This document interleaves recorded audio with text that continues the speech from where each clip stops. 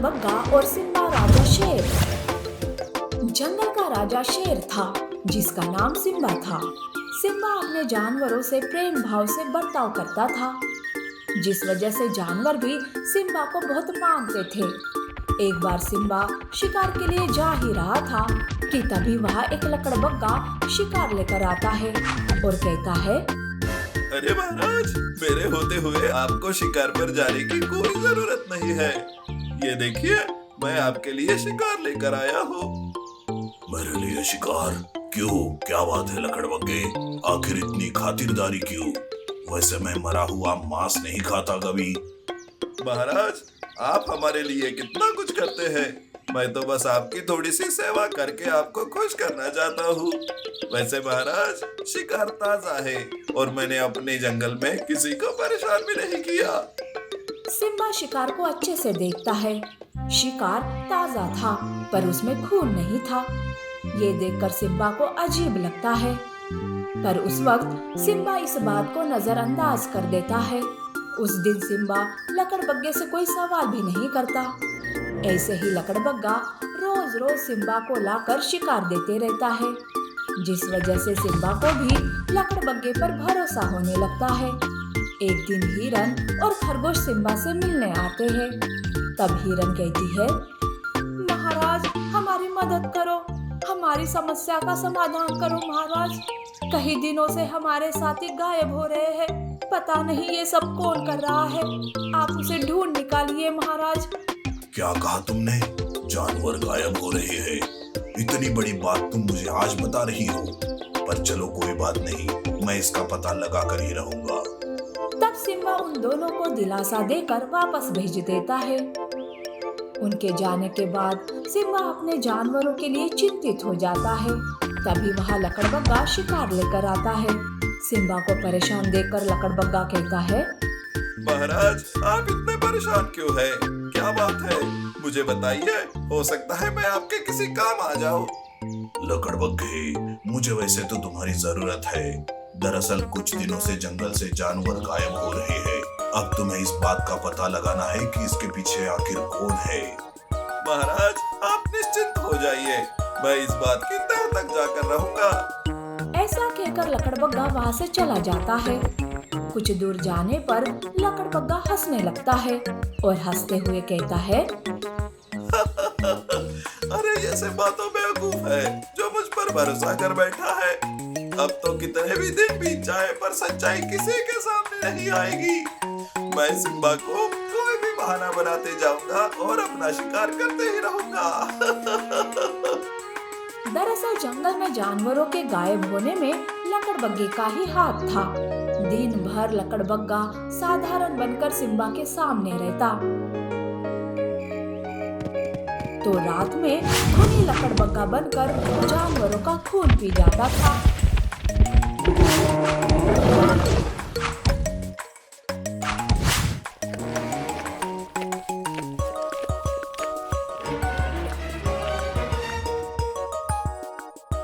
और वही शिकार लेकर सिम्बा के पास जाता था।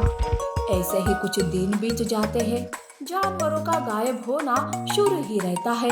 तब एक दिन सिम्बा लकड़बग्गे से कहता है, क्या बात है लकड़बग्गे, मेरा एक काम अभी तक क्यों नहीं किया?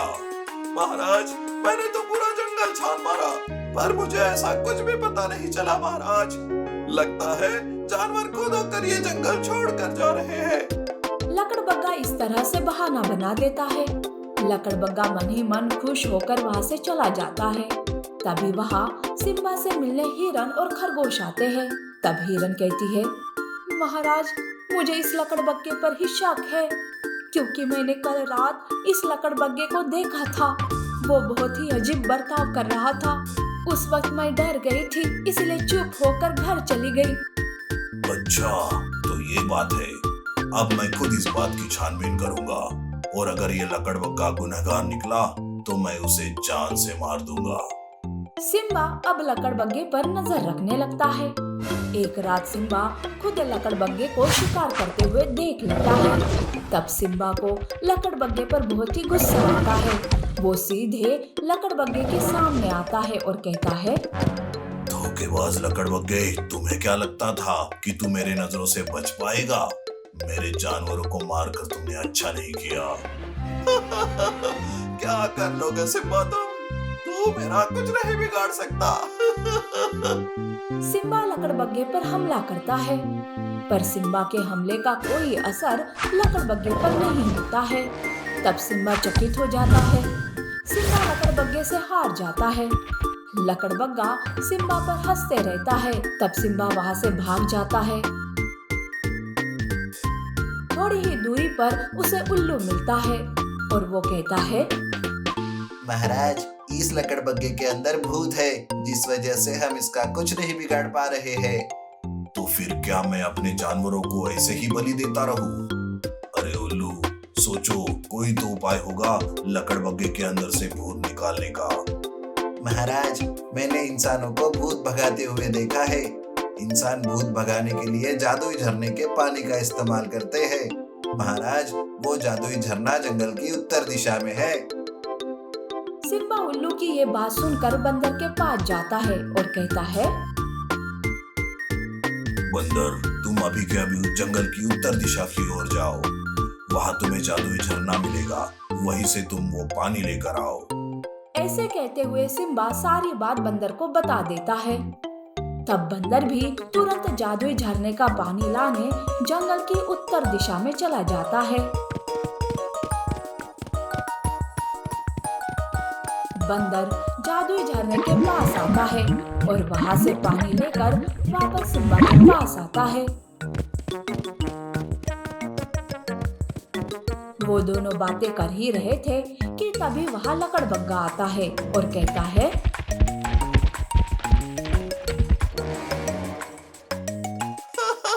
तो मुझे ताकत से नहीं हरा पाए तो ये मामूली पानी मेरा क्या बिगाड़ेगा? तुम मेरा सिम्बा हर किसी की बातों में आते रहते हो। लकड़बग्गा जादुई झरने के पानी को कम समझने की भूल कर बैठता है। तभी बंदर उस पर वो पानी फेंक देता है।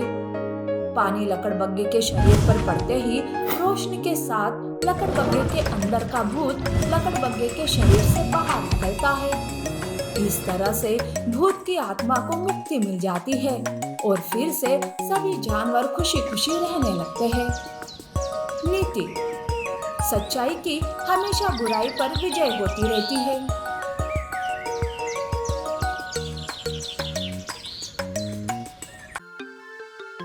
Wolf and owl. भेड़िया और उल्लू दोनों दोस्त मिलकर हमेशा जंगली जानवरों को परेशान करते थे, सबका मजाक उड़ाते थे।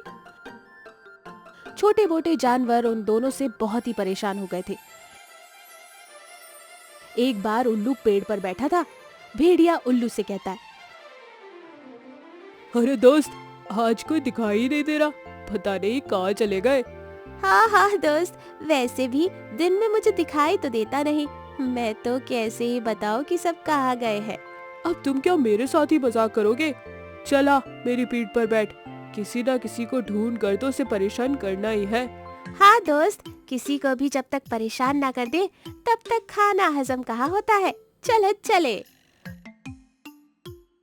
उल्लू भेड़िए की पीठ पर बैठ जाता है। भेड़िया उल्लू को लेकर जंगल घूमते रहता है कि तभी उसे एक साधु एक चोटी की गुफा में तपस्या करता हुआ दिखाई देता है। तब भेड़िया कहता है, अरे उल्लू देख, वहाँ एक गुफा में साधु तपस्या कर रहा है। अरे फिर से वही बात, मैंने कहा ना दोस्त, मुझे दिन में दिखाई नहीं देता, तो बार बार भूल क्यों जाता है? तू बस इतना बता कि क्या करना है। अरे सॉरी, बस उस गुफा के ऊपर जाकर वहाँ शोर बचाते हैं ताकि साधु की तपस्या भंग हो जाए। भेड़िया और उल्लू दोनों मिलकर उस गुफा के ऊपर चढ़कर शोर मचाना शुरू कर देते हैं। शोर की वजह से साधु की तपस्या भंग हो जाती है। वो गुस्से में आकर अपनी आंखें खोलता है और गुस्से से कहता है, एक साधु की तपस्या को भंग किया, चलो जाओ यहाँ से, नहीं तो तुम्हें श्राप दे दूंगा। साधु की बात सुनकर वो दोनों उस पर हंसने लगते हैं, उसका मजाक उड़ाने लगते हैं। अरे वो साधु, तुम हमको कोई श्राप नहीं दे सकते, तुम्हारे पास कुछ नहीं होता तो तुम आज यहाँ नहीं होते, कुछ पाने के लिए ही तो यहाँ तपस्या कर रहे हो ना। ये सुनकर तो साधु को और भी गुस्सा आता है और साधु अपनी आंखें बंद करके अपनी बंद मुट्ठी पर कोई मंत्र बोलने लगता है। उस मुट्ठी में मंत्र से रोशनी जागती है और वो उस रोशनी को उन दोनों के ऊपर फेंक देता है और कहता है, अब देखो क्या होता है तुम्हारे साथ। दूसरों का मजाक उड़ाते हो ना, अब खुद एक मजाक बनकर रहोगे। कुछ भी तो नहीं हुआ साधु जी। क्यों, क्या हुआ आपके मंत्र का? लगता है फुर्र हो गया। कुछ ही पल में भेड़िया और उल्लू को कुछ होने लगता है और वो दोनों एक दूसरे के साथ जुड़ जाते हैं। तब उल्लू कहता है, दोस्त, लगता है साधु का मंत्र तेज चल गया, मुझे अजीब महसूस हो रहा है। हाँ दोस्त, क्योंकि हम एक दूसरे के साथ जुड़ गए, हम तो फंस गए दोस्त। भेड़िया और उल्लू वहाँ से जाने लगते हैं, पर उल्लू की वजह से अब भेड़िए को दिखाई ही नहीं दे रहा था। वो कभी भी कहीं भी किसी भी पेड़ पर टकराते जा रहा था, जिसकी वजह से उसे चोट भी लग रही थी। उन्हें देखकर बाकी के जानवर उन पर हंसने लगे।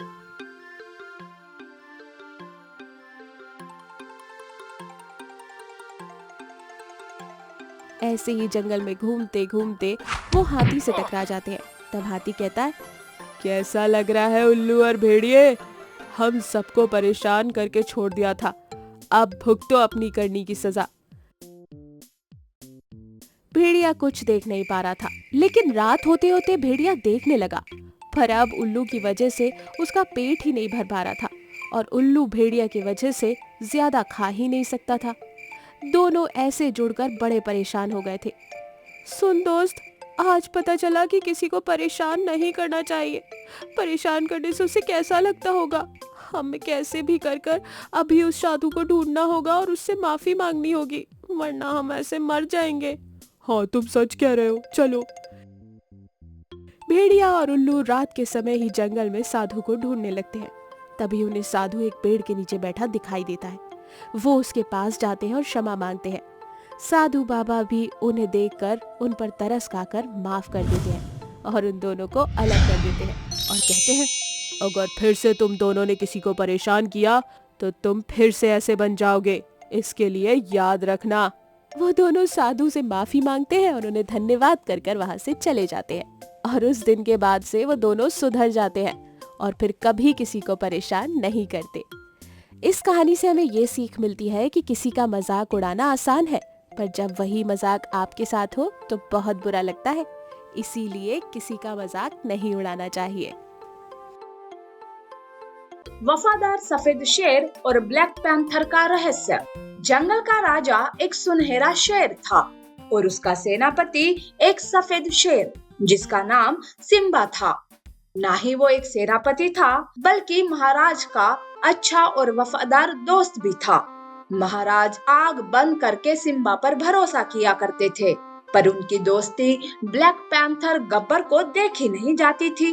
वो सिम्बा से बहुत ही जलता था, वो उसकी जगह लेना चाहता था, इसीलिए वो हमेशा कोशिश भी किया करता था। कमबख्त ये सिम्बा हमेशा बच जाता है, मेरे सारे सपनों पर ये पानी फेर देता है। लेकिन इस बार ऐसा प्लान बनाऊंगा कि ना रहेगा बांस ना बजेगी बांसुरी। गब्बर अपने प्लान को अंजाम देने के लिए एक दिन वो महाराज के बेटे राजकुमार को ही अगवा करके जंगल के पहाड़ की चोटी पर ले आता है। महाराज का एक ही बेटा था और वो भविष्य का जंगल का राजा बनने वाला था, पर गब्बर राजा के रूप में खुद के बेटे को देखना चाहता था। गब्बर राजकुमार को मारने ही वाला था कि तभी सिम्बा वहां आता है। गब्बर, तुम्हारी इतनी हिम्मत कि राजकुमार को मारोगे? छोड़ दो राजकुमार को, नहीं तो तुम्हारी खैर नहीं। सिम्बा बीच में आते देख गब्बर गुस्से से लाल पीला हो जाता है। उन दोनों में लड़ाई शुरू हो जाती है। इस लड़ाई में गब्बर सिम्बा को चोटी से नीचे गिरा देता है, जिसमें सिम्बा की मौत हो जाती है और उसके बाद वो राजकुमार को भी मार देता है। उधर जंगल में राजकुमार की तलाश करते करते महाराज के साथ बाकी के जानवर पहाड़ पर आते हैं। तब गब्बर खुद को जानबूझकर जख्मी कर लेता है और मरे हुए राजकुमार के पास बैठकर मगरमच्छ के आंसू निकालने लगता है। महाराज अपने मरे हुए बेटे को देखकर फूट फूट कर रोने लगते हैं। अब मैं किसके भरोसे जिंदा रहूं बेटा? तुम मुझे अकेले छोड़कर क्यों चले गए? क्यों? महाराज, मुझे माफ कर दीजिए, मैं राजकुमार को नहीं बचा सका। पर महाराज, मैंने उस गद्दार सिम्बा को जान से मार दिया है। उसने ही ये सब कुछ किया है महाराज। गब्बर महाराज को सिम्बा की झूठी कहानी बताता है। महाराज भी सिम्बा की वजह से बहुत दुखी हो जाते हैं। वो तो उसका नाम भी लेना पसंद नहीं करते थे। ऐसे ही कुछ दिन बीत जाते हैं। बेटे के गम में महाराज दुखी और उदास हो जाते हैं। तब एक दिन गब्बर अपने बेटे सूर्या को लेकर महाराज के पास आता है और कहता है, महाराज, मुझे आपकी ये हालत देखी नहीं जाती। अगर आप चाहो तो मेरे बेटे को गोद ले लीजिए। कम से कम इस वजह से आपकी खुशी वापस तो आएगी। महाराज सूर्या को गोद ले लेते हैं। इस तरह से गब्बर महाराज का खास बन जाता है। गब्बर बहुत खुश था क्योंकि सब कुछ उसके मुताबिक जो हो रहा था। अब काफी साल बीत जाते हैं। सूर्या बड़ा हो चुका था और महाराज बूढ़े। फिर एक दिन सूर्या गब्बर से कहता है, पिताजी, ये बुढ़ा कब मुझे जंगल का राजा घोषित करेगा? अब मैं उनका बेटा बनने का नाटक करते करते थक गया हूँ। आप कुछ कीजिए। अरे देख, मैं कैसे तुम्हारा राज्याभिषेक करवाता हूँ महाराज के हाथों। उसके बाद महाराज को भी इस दुनिया से हम भेज देंगे। गब्बर महाराज के पास जाकर चिकनी चुपड़ी बातें करता है और सूर्या के राज्याभिषेक की बात करता है। तब महाराज भी सूर्या के राज्याभिषेक का ऐलान कर देते हैं। राज्याभिषेक का दिन आ जाता है। उस दिन सूर्या को ताज मिलने ही वाला था कि तभी आंधी तूफान शुरू हो जाता है और उस तूफान के साथ सिम्बा पुनर्जन्म लेकर वापस आ जाता है। सिम्बा को वापस देखकर गब्बर तो चकरा जाता है। तब सिम्बा कहता है, रुक जाओ, ये सूर्या जंगल का राजा बनने के काबिल नहीं है। गब्बर, पिछले जन्म में तुम अपने मंसूबे में कामयाब हो चुके थे, पर इस जन्म में मैं तुम्हें कामयाब नहीं होने दूंगा। इसीलिए शायद भगवान ने मुझे फिर से वापस भेजा है। मैं तुम मतलबी बाप बेटे को जिंदा नहीं छोड़ूंगा। तब सारे जानवर गब्बर की तरफ शक की नजर से देखने लगते हैं। तब सिम्बा पिछले जन्म का उस दिन का सारा किस्सा सबके सामने लाता है। गब्बर और सूर्या तो गुस्से से बौखला जाते हैं। वो दोनों मिलकर सिम्बा पर हमला करने जाते हैं। तब महाराज उन दोनों को रोकते हैं और कहते हैं, क्या ये सब सच है गब्बर? मतलब तुमने ही मेरे बेटे को और मेरे वफादार दोस्त को मार डाला और सारा इल्जाम सिम्बा पर डाल दिया। इतना ही नहीं बल्कि अपने लालची मतलबी बेटे को मेरा बेटा बनाने का नाटक किया, सिर्फ इस ताज के लिए। महाराज सिम्बा से माफी मांगता है। अब गब्बर का सारा भांडा फूट चुका था। तब सूर्या सिम्बा को मारने जाता है।